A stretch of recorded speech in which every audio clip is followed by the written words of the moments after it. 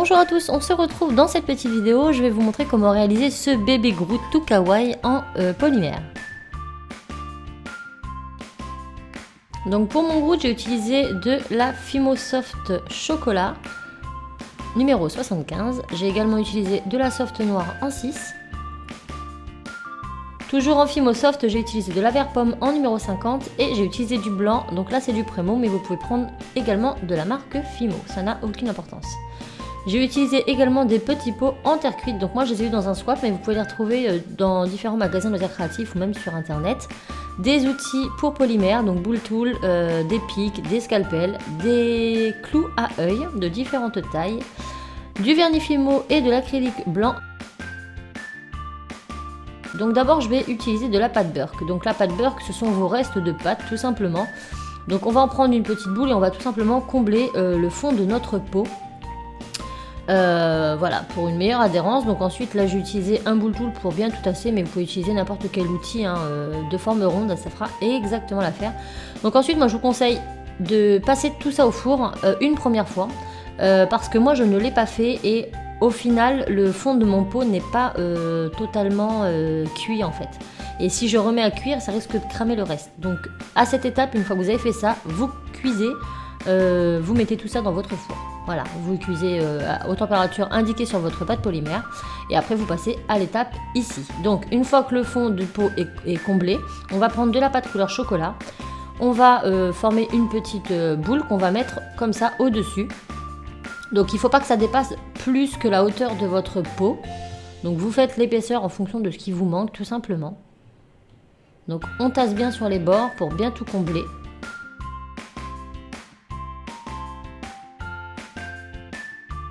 Une fois que c'est fait, vous prenez un outil pointe ou un cure-dent, ça fera également l'affaire. Et vous allez venir piquer, gratter, même je dirais même gratter la surface de votre pâte.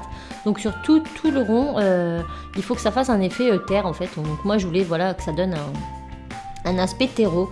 Donc au début je piquais, je faisais des petits trous et je me suis rendu compte qu'en grattant c'était beaucoup mieux. Donc si vous avez des petites chutes comme ça, et ben vous les reprenez avec votre doigt et vous les reposez tout simplement dessus. Donc beaucoup me demandent pourquoi j'utilise des gants, c'est tout simplement pour ne pas que l'empreinte de mes doigts se transfère sur ma pâte et pour éviter également de la salir, mais c'est également optionnel. Donc là on gratte toute la surface de notre petit pot, on reprend les petits morceaux, on les passe par dessus, donc voilà ce que ça vous donne. Et donc on fait l'entièreté de notre pot. Et voilà, donc on a vraiment un aspect terre une fois fait. Et là on va passer au petit tronc de notre Groot. Donc là j'ai mélangé de la marron et de la blanche pour avoir une couleur un peu différente de mon terreau. Mais encore une fois vous pouvez utiliser que de la marron, c'est vraiment comme vous le sentez. Et je vais commencer par faire mon tronc. Donc moi vous remarquerez que le tronc de mon Groot est quand même assez large. J'aurais peut-être dû le faire plus fin. Bon, ça lui donne un petit côté un petit peu plus boudiné. Donc vous le faites vraiment de la taille et de l'épaisseur de votre choix. Si vous trouvez le mien trop gros, ne me le dites pas, faites-le tout simplement plus fin. Donc là, je donne la forme de mon tronc approximatif. J'élargis un peu plus la base. Je positionne, voir à peu près si ça me convient. Il ne faut pas non plus que ce soit plus large que le pot. Et ensuite, je vais venir à l'aide d'un clou à œil. Donc je vais venir couper le bout, l'arrondi de ma tige. Je vais venir prendre juste un petit morceau que je vais venir mettre dans mon tronc et que je vais ensuite planter dans mon terreau. Comme ceci. Une fois fait, j'ai repris un boule tool ou un dotting tool et je vais légèrement écraser le bas de mon tronc sur tout le tour. Donc vous pouvez utiliser différentes tailles de boule tool. Donc là j'ai essayé de commencer à préformer les traits. Donc en fait je vais faire un trait allant de la base du tronc, donc en bas du tronc vers le haut, mais en tournant autour de mon tronc. Donc j'ai légèrement marqué, c'est pour pouvoir après plus facilement me repérer. Donc là j'écrase bien le bas.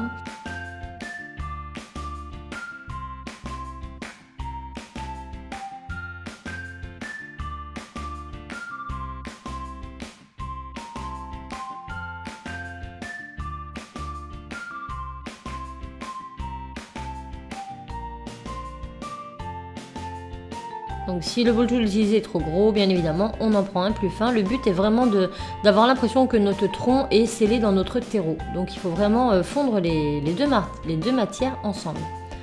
comme ceci.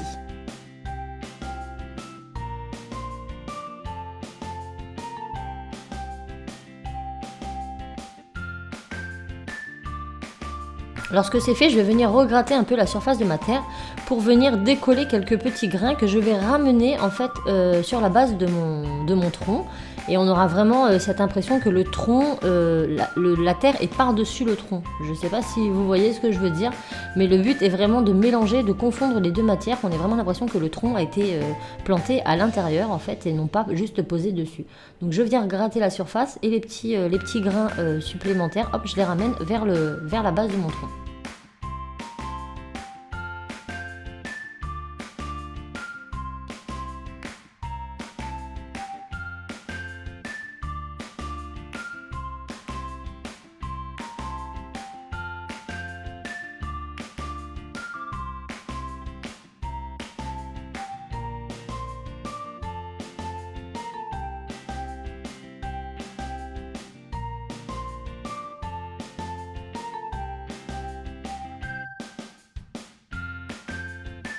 Et voilà ce que ça nous donne. Maintenant, toujours avec la même couleur de pâte, on va venir réaliser de fins boudins. Donc la taille n'a pas vraiment d'importance. Certains vont être plus fins que d'autres, c'est un peu le but. Un arbre, c'est pas parfait du tout et c'est ce qu'on veut aussi lui donner. Donc je fais des boudins, comme ceci. Et je viens tout simplement en fait suivre les marques que j'ai fait tout à l'heure. Donc je vais mettre à la base. Donc, vous voyez, les marques vont me servir à ça. Donc j'ai pas fait des marques partout, mais j'en ai fait quelques-unes bien prononcées qui vont me servir de repère pour la suite. Donc là, hop, je fais tout le tour jusqu'en haut et arrivé en haut, hop, je coupe l'excédent. Et je vais en faire en fait tout plein et je vais faire tout le tour de mon tronc comme ça. Donc avec des grands, des moins gros, des plus longs. Voilà, le but c'est que ce soit pas droit et qu'on ait l'impression d'avoir des racines par-dessus notre tronc. Un peu comme bébé Groot quoi.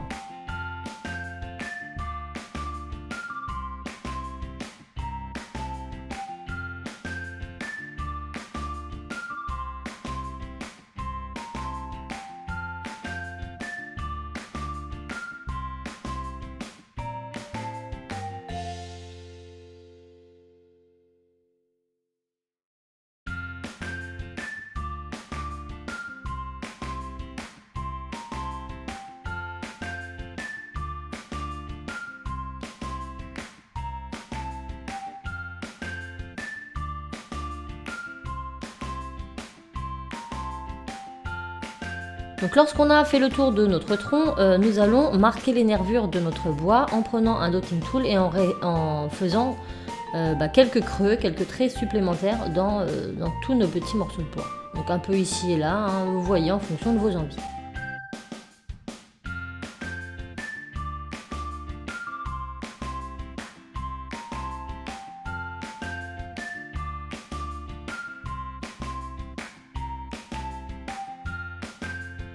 Et voilà ce que ça nous donne. Donc ça, on met ça de côté et nous allons réaliser les bras. Donc les bras, pas très compliqué non plus. On va prendre simplement un morceau de pâte, on va réaliser un boudin.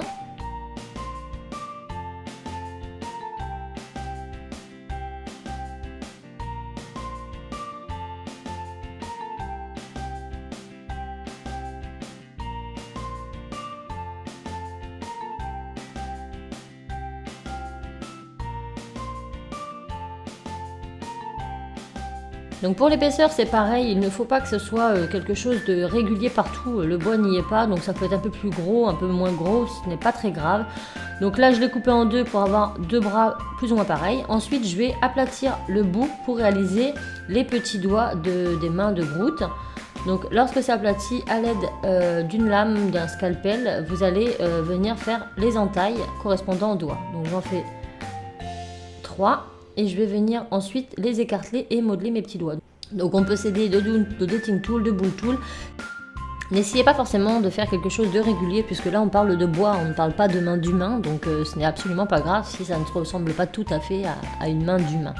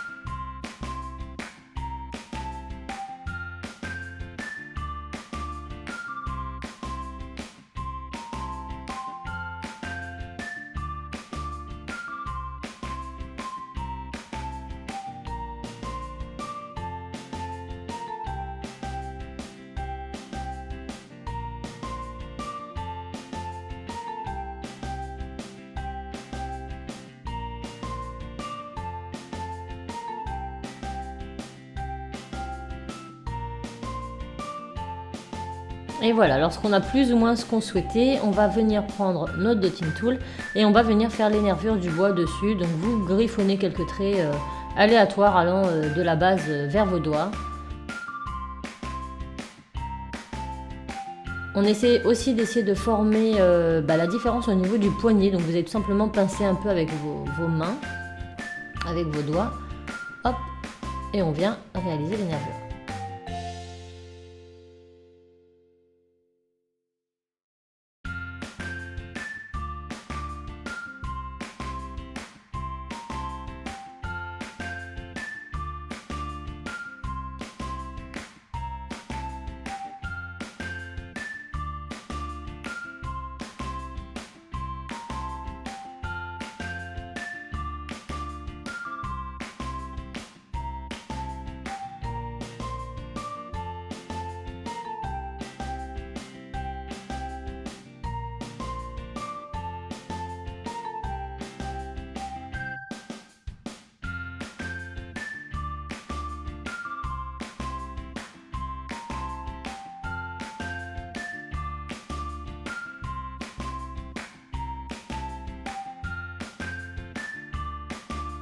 On vérifie et ensuite on fait la même chose avec l'autre main.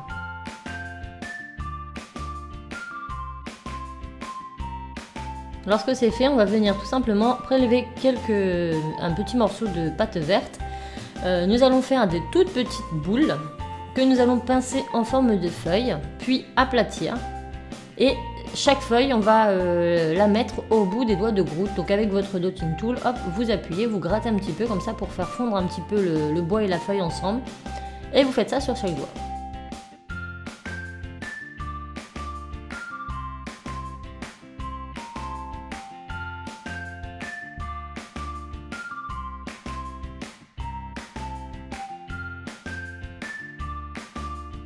Une fois fini, je repose et là je me rends compte que c'est effectivement un peu trop grand, donc pas de souci, on recoupe. Il vaut mieux les faire plus grandes que trop petites.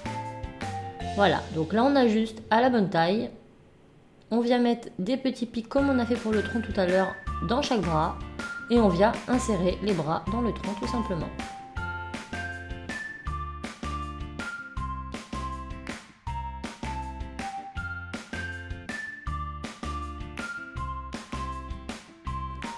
Lorsque c'est fait, avec notre dotting tool, on va venir sceller les deux parties en grattant comme ça notre pâte. Donc n'essayez pas de lisser puisque là encore en laissant les petites marques du dotting tool, ça va donner une aspérité au bois et du coup ça fera beaucoup mieux en fait que si c'était lisse. Donc, on soude le tout en grattant comme ça grossièrement notre pâte à notre tronc. Lorsque c'est fait, on peut venir refaire quelques petits traits sur les bras si ça a un peu bougé.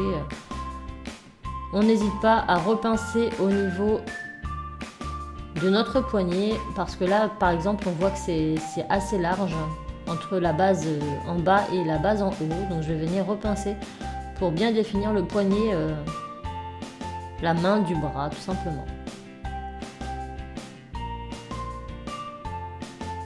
Je repince aussi l'extrémité de mes feuilles pour les rendre un petit peu plus pointues.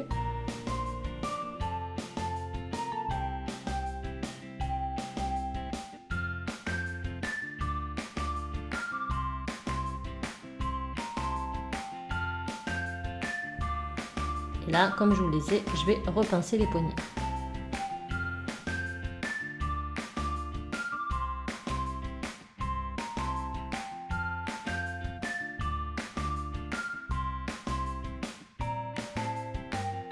Et on remarque tout de suite la différence, on distingue beaucoup mieux la main du bras. Donc je refais quelques nervures ici et là et on va ensuite passer à notre tête. Donc on place ça de côté et c'est parti. Donc je prends une boule assez grosse, je lui donne une forme entre le rond et le carré et je vérifie. Il faut qu'elle soit plus grosse que le corps.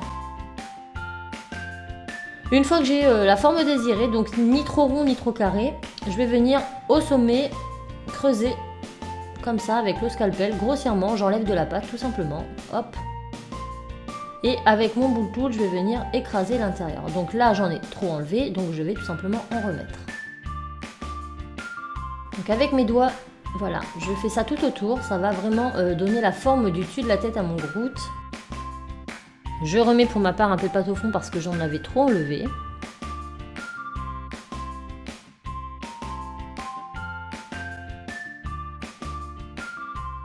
Donc j'étire bien les bords, hop, je fonds bien le tout et voilà ce que ça nous donne. Ensuite, je vais venir faire les entailles autour. Donc avec mon scalpel, toujours, je fais des petits triangles dans le haut de ma tête, cloc, cloc, cloc, tout autour, pour former le côté cassé en haut de la tête de Groot. Je n'hésite pas, après avec mes doigts, je vais venir les réétirer pour donner un côté moins régulier, parce qu'on cherche vraiment pas de la régularité dans ce personnage.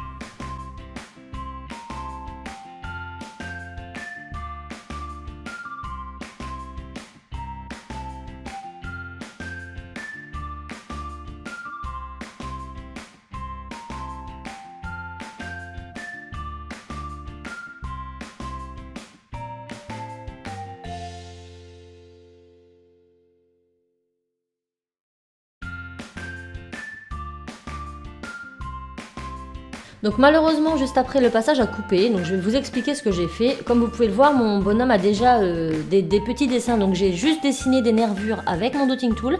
J'ai fait quelques creux pour les yeux et pour la bouche. Voilà, donc là, une fois que c'est fait, je viens prendre 2 petites boules noires, je viens combler mes trous. Il faut que la boule ne soit pas trop grosse, puisqu'on doit voir, là vous voyez, la deuxième est beaucoup trop grosse. Elle remplit trop le trou, alors que la première, et on voit quand même un petit peu le creux de l'œil derrière. Donc voilà, c'est vraiment ce qu'on recherche.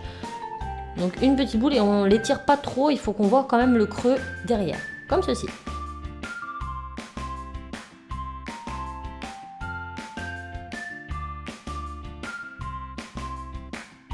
Maintenant je viens mettre un clou-œil dans ma tête et hop, je l'enfonce tout simplement dans mon corps. Il va nous rester le petit feuillage au-dessus de la tête, les petites branches dans le crâne de Groot. Donc là je redessine les nervures parce que voilà, je vais un peu tripoter et c'est un peu effacé. Une fois que c'est fait, je viens prendre des petits morceaux, je viens faire comme des petites branches, voilà, et je viens les fixer dans ma tête. Donc avec toujours mon dotting tool, je viens hop fondre la matière et j'en fais plusieurs un peu aléatoirement au-dessus de la tête.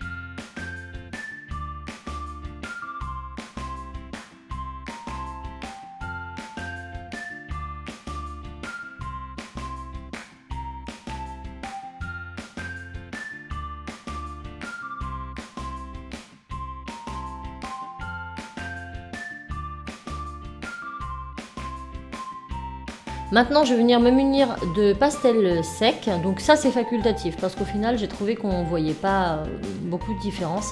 Et je vais prendre un peu de vert clair, vert foncé, marron, et je vais en mettre un peu comme ça sur mon personnage, dans les nervures.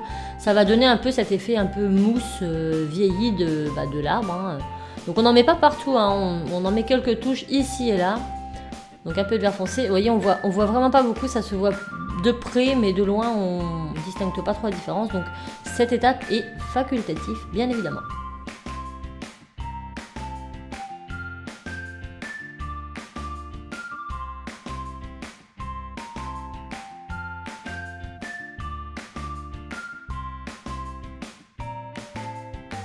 Donc comme ça ne se voyait pas suffisamment, j'ai repris de la pâte verte, j'ai fait une petite boule je l'aplatis légèrement et je vais venir arracher quelques morceaux parce qu'au début j'avais voulu faire des feuilles comme ça mais ça ne faisait pas joli. Donc du coup je viens arracher quelques morceaux et hop, grossièrement je vais venir les fixer un peu comme ça avec mon dosing tool. Ça peut paraître pas très joli comme ça mais au final ça donne un rendu mousse d'arbre qui est très bien. Donc moi j'aimais bien en fait il y en a eu dedans, donc hop, j'en étale partout. Donc je viens prendre, j'arrache tout simplement avec le dotting tool de la pâte. Et je vais venir en fixer à chaque extrémité de mes branches. Et je vais en mettre un peu dans mon tronc, sur mon tronc, en bas, sur la racine. Bon, je vous laisse regarder un petit peu comment je me suis débrouillée.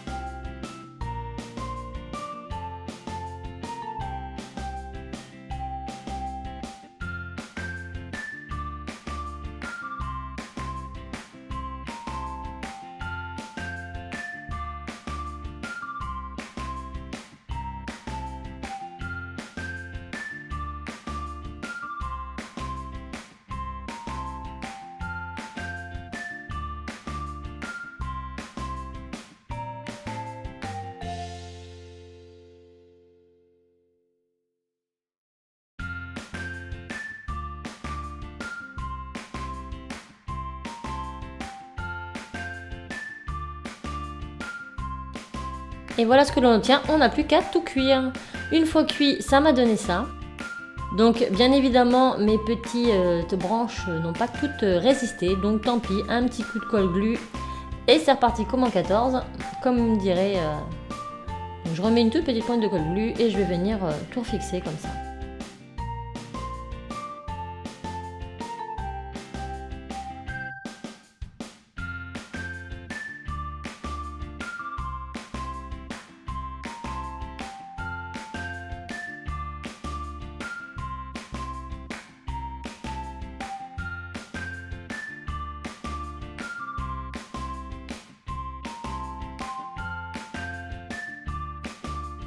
Et bien évidemment, j'en mets sur le tronc de ma tête, car vu le poids de la tête, c'était sûr et certain que ça ne tiendrait pas dans le temps. Donc j'en mets une pointe de colle et je refixe ma tête.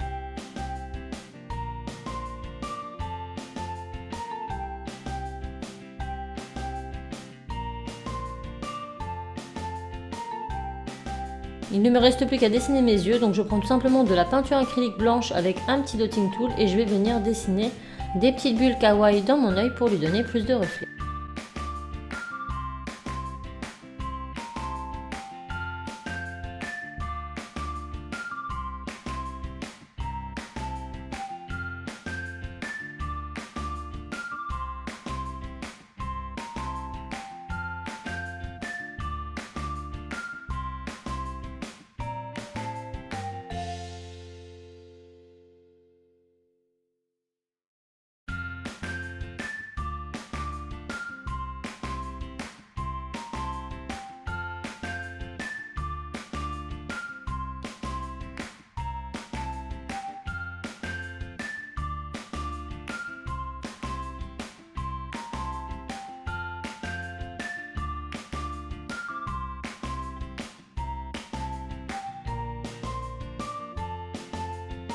Et voilà, une fois sec, on n'oublie pas de vernir ce petit groute.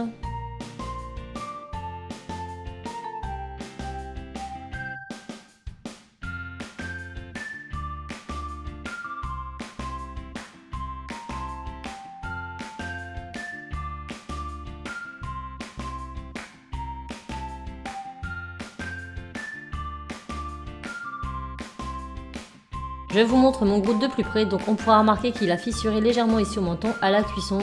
J'ai pas trouvé ça très grave, puisqu'au contraire je trouve que ça donne des profondeurs à la nervure et ça fait un peu plus bois. Donc voilà, j'espère que ce tuto vous aura plu, moi je vous fais plein de bisous et je vous dis à très vite dans d'autres tutos. Ciao!